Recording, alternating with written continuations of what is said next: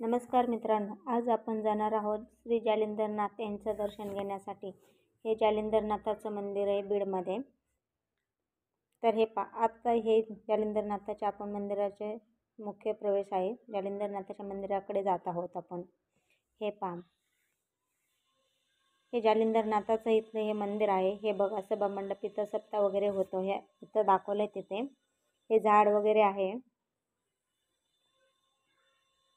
दुष्काळामध्ये हे बघा श्री जालिंदरनाथांचं इथे आतमध्ये आपण गेटच्या आतमध्ये जात आहोत आता दर्शनासाठी।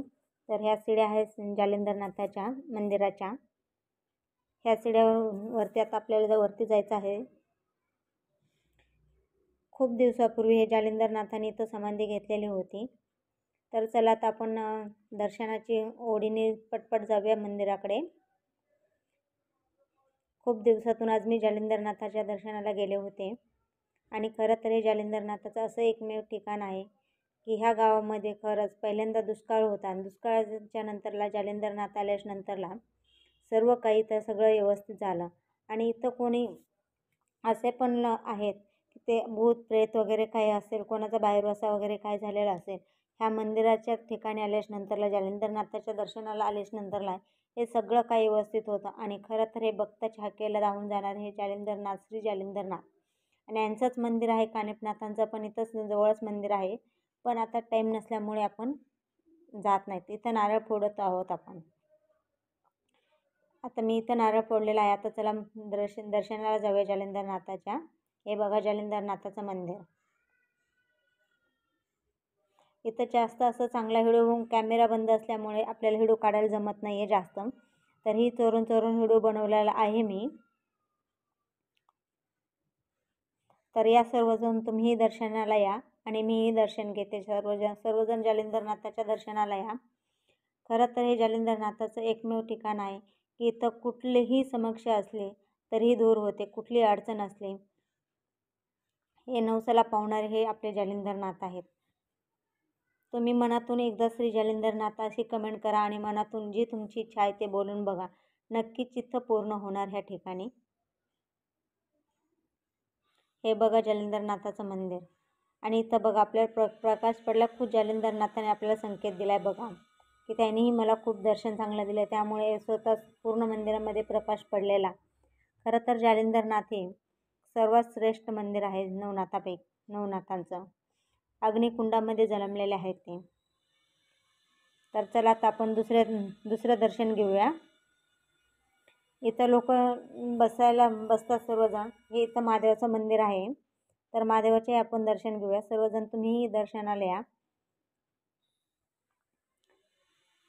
बघा, हे पण महादेवाची पिंड किती छान आहे आणि मंदिरही खूप छान आहे। आणि इथं खरंच जो भक्त मनातून बोलेल, त्यांची इच्छा बोलेल, ती इच्छा पूर्ण होतेच। हे जालिंदरनाथ अग्निकुंडामध्ये जन्मलेले आहेत।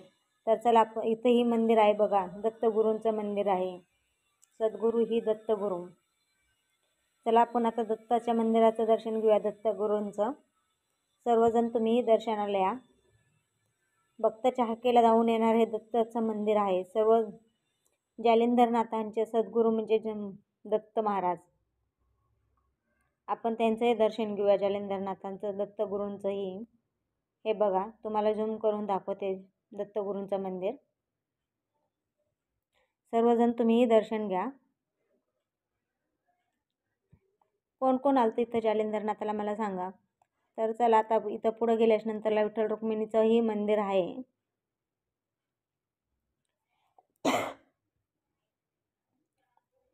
आपल्याला इथं दर्शन घेऊन पुढे जायचं आहे। खरं तर मित्रांनो, जे कोणी इथं जालिंदरनाथाच्या मंदिरामध्ये येऊन खरंच मनातून बोलेल की त्यांना नोकरी हवी, कोणाचे घरावरती कोणी करणी केलेली असेल, कोण आजारी पडत असेल सारखं सारखं घरामध्ये, किंवा कोणाच्या मनातली इच्छा पूर्ण होत नसेल, तर त्या पूर्ण इच्छा इथं होतील। तुम्ही एकदा येऊन बघा ह्या जालिंदरनाथावरती, तुमच्या सर्व पूर्ण इच्छा होतील। हे इथून पाहिलं तर आपण जालिंदरनाथांची समाधी दिसते आतमध्ये।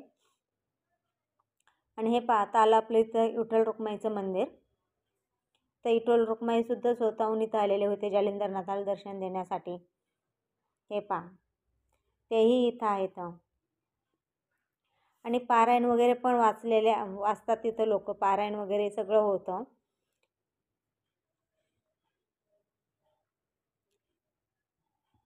कारण की माझा जन्मच इथं लहानाचा मोठा झालेला आहे, त्यामुळे मला इथलं जालिंदरनाथाचे भक्ती मला अनुभव आहे की खरंच हे जालिंदरनाथ भक्ताच्या हाकेला धावून येतात म्हणून.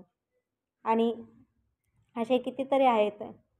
इथं इथं बघा पैसे चिटकवतात, पण मी दाखवलं नव्हतं. हे बघा जालिंदरनाथाचं मंदिराचं दर्शन पूर्णपणे मी तुम्हाला दाखवत आहे. पूर्ण दर्शन घ्या आणि सर्व मनातून खरंच बोला श्री जालिंदरनाथ, अशी कमेंट करा, श्री जालिंदरनाथाय नमः.